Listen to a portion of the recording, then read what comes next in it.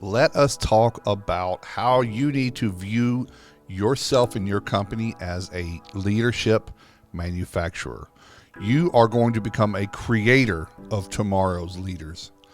The young men and women that are just looking for opportunity, they're looking to find direction, they're looking for mentors, they're looking for training.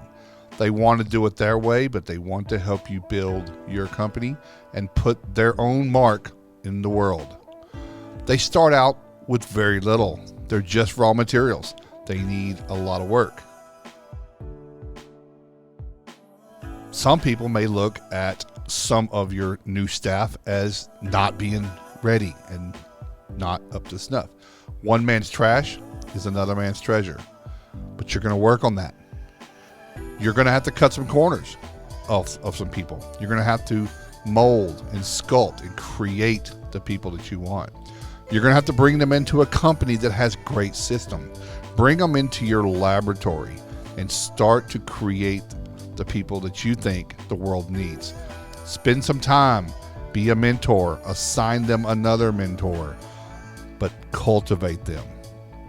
And then importantly, just be patient. Not everyone learns the same. Not everyone grows the same. Let them have a little time. Let them make some mistakes and correct them. And then, before you know it, you see a young woman or man that you have invested in start to bloom and start to blossom, and to become exactly who you need to take your company and their lives to the next level. And then you have a future leader.